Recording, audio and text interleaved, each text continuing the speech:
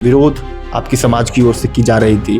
कहा जा रहा था जो हर बार तो एसटी होता है, इस बार एससी के भी मेयर बनने चाहिए थे, वार्ड में भी सीटें बढ़नी चाहिए थी, परिसीमन होना है। आप कैसे देख रांची नगर निगम में वार्ड को लेकर के भी हमने सोशल मीडिया पेपर के माध्यम से देखा कि यहाँ 5 वार्ड आगे बार भी आरक्षित था जब आगे सूची निकली थी तो, और इस बार शायद हमें लगा कि 2 सीट कर दिया गया है। तो दलित समाज के लोग कहीं ना कहीं असंतोषजनक है के लिए लड़ता है। केदार जी, आप कैसे देखते हैं? कभी कुर्मी वर्सेज आदिवासी होती है, कभी कहा जा रहा है कि धर्मांतरण एक बड़ा मुद्दा है, आदिवासियों को धर्मांतरण ईसाई बनाए जा रहे हैं। आप एससी समाज से हैं, एससी समाज के लोग आपके पास भी संगठन के आते होंगे कि आप अपनी, चूंकि सरकार आपकी है यहाँ पर, कांग्रेस जेएमएम की सरकार है, और लगातार अगर हमारे दलित के साथ उत्पीड़न होता है तो हम लोग सरकार भी हमारी खड़ी और हम भी खड़ी है अपनी समाज की लड़ाई लड़ने के लिए। कह रही है कि दलगत चुनाव होने चाहिए, चूंकि वोटिंग से होने की बात कही जा रही है। भारतीय जनता पार्टी का कहना है कि दलगत चुनाव होने चाहिए। दलगत चुनाव की कोई बात नहीं, सरकार इसकी पॉलिसी तय करेगी, इस सरकार के ऊपर है हमारा। लंबे समय तक सरकार भारतीय जनता पार्टी की रही, वो बताइए आदिवासी भाइयों के लिए क्या किया, दलित के लिए क्या किया, शोषित वंचित के लिए क्या किया, अगड़ा पिछड़ा के लिए क्या किया? कुछ नहीं किया। वो निश्चित रूप से वही किया जो उनकी फायदा का चीज है। जल्द जो है झारखंड में नगर निकाय के चुनाव होने हैं और इस मुद्दे पर बातचीत करने के लिए इस वक्त हमारे साथ झारखंड प्रदेश कांग्रेस एससी विभाग के अध्यक्ष केदार पासवान जी मौजूद है पूरे बातचीत करने के लिए। और बीच में ऐसी चर्चाएं भी हुई थी कि इस बार जो है मेयर का जो पद होगा वह एससी कोटे से दिया जाएगा। हालांकि विरोध हुआ, मामले कोर्ट में भी जाने की बात कही जा रही है और एससी की सीटें भी जो है, जितने वार्ड है 53 वार्ड है रांची में, और इस वार्ड में एससी की भी सीटें बढ़ने की बात कही गई थी। इस पूरे मसले पर बातचीत करेंगे केदार जी से। केदार जी, कैसे देखते हैं? विरोध आपकी समाज की ओर से की जा रही थी।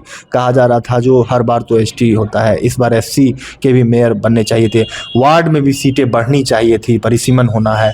आप कैसे देखते हैं इन सब चीज़ों को? आपको भी बातें आते होंगे, समाज के लोग आते होंगे। निश्चित रूप से आप आगे बार देखे होंगे कि यहाँ पे रांची नगर निगम के द्वारा जो रोटेशन के तहत जो नियम है उसके आधार पर आगे बार यहाँ अनुसूचित जाति के लिए मेयर की सीट को आरक्षित किया गया था। लेकिन 5वीं अनुसूची के हवाला देते हुए हमारे जो यहाँ के समाज है, आदिवासी समाज के हमारे भाइयों ने इस पर विरोध किया। इसके बाद यहाँ से हटा कर के साथ धनबाद या और कहीं मेयर सीट के लिए आरक्षित किया गया। मुझे पूरी उसके बारे अभी आधिकारिक सूचना नहीं है।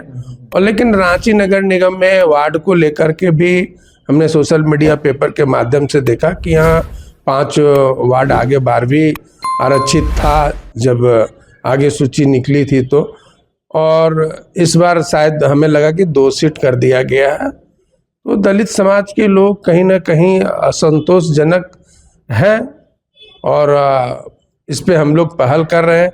आदरणीय हमारे झारखंड सरकार और हमारे सारे मंत्री, माननीय मुख्यमंत्री जी गंभीर है, इस पर जरूर विचार किया जाएगा, मुझे पूर्ण विश्वास है। हर कोई अपनी जाति समाज के लिए लड़ता है। केदार जी, आप कैसे देखते हैं? कभी कुर्मी वर्सेज आदिवासी होती है, कभी कहा जा रहा है कि धर्मांतरण एक बड़ा मुद्दा है, आदिवासियों को धर्मांतरण ईसाई बनाए जा रहे हैं। आप एससी समाज से हैं, एससी समाज के लोग आपके पास भी संगठन के आते होंगे कि आप अपनी, चूंकि सरकार आपकी है यहाँ पर, कांग्रेस जेएमएम की सरकार दलितों के प्रति बहुत संवेदनशील है। बहुत सारे समस्या आज हमारे सरकार के बीच दलितों को गई, जिसका निराकरण किया गया। और लगातार अगर हमारे दलित के साथ उत्पीड़न होता है तो हम लोग सरकार भी हमारी खड़ी और हम भी खड़ी है अपनी समाज की लड़ाई लड़ने के लिए। हम लोग हमेशा तत्परता के साथ रहते हैं, खड़ा रहते हैं। हमारे कांग्रेस पार्टी के लोग खड़ा रहते हैं, हमारी जो गठबंधन की सरकार है वो खड़ा रहते हैं।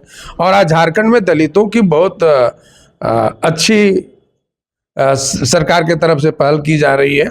हमारे माननीय मंत्री राधाकृष्ण किशोर जी हमेशा दलितों की लड़ाई लड़ते हैं, हमारे बैठा जी लड़ते हैं, और हमारी सरकार जो गठबंधन की सरकार के मुखिया हेमंत सोरेन जी है वो दलितों के लिए हितकारी साबित हुए हैं। लेकिन अभी तक आयोग का गठन नहीं हो पाया है, एससी आयोग की मांग की जा रही है वर्षों से। देखिए, निश्चित रूप से ऐसे कमीशन का गठन होगा। कुछ सरकारी अड़चन थी जो अभी हमें लगा कि वो क्लियर हो गया होगा और सरकार इसकी जल्द गठन कर लेगी। चुनाव को लेकर जो लोग कोर्ट में जाने चाहते हैं एससी के पद को लेकर, उनको कैसे आप कहना चाहेंगे? अभी तो मुझे इस तरह की कोई बातें अवगत नहीं हुई है, लेकिन दलित हित में सरकार पूरी तरह से संवेदनशील और उनके बारे में सोच रही है। भाजपा कह रही है कि दलगत चुनाव होने चाहिए, जो कि वोटिंग से होने की बात कही जा रही है।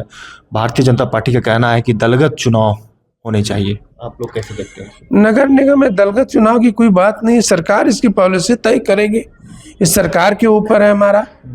सरकार निश्चित रूप भारतीय जनता पार्टी के कहने से हम कुछ करने वाले थोड़े। उनके समय में भी तो नगर निगम के चुनाव हुए, वो क्यों ने दलगत से चुनाव कराए? तो उनका क्या है ना, भारतीय जनता पार्टी में बारे बता देता हूँ, उसकी करनी और कथनी दोनों में अलग है। वो लोगों को भटकाना चाहते हैं। आज तक बताइए ना, झारखंड में सबसे लंबे समय तक सरकार भारतीय जनता पार्टी की रही। वो बताइए आदिवासी भाइयों के लिए क्या किया, दलित के लिए क्या किया, शोषित वंचित के लिए क्या किया, अगड़ा पिछड़ा के लिए क्या किया? कुछ नहीं किया। वो निश्चित रूप से वही किया जो उनकी फायदा का चीज है, जो पूंजीपतियों को फायदा पहुंचा देती है। आज हम देखिए, महात्मा गांधी राष्ट्रीय गारंटी रोजगार योजना को बदल के वी राम जी योजना रख दिया। अब तो एक तरह से वो धर्म को भी और माननीय हमारे महान भगवान को भी बदनाम करने का काम कर रहा है।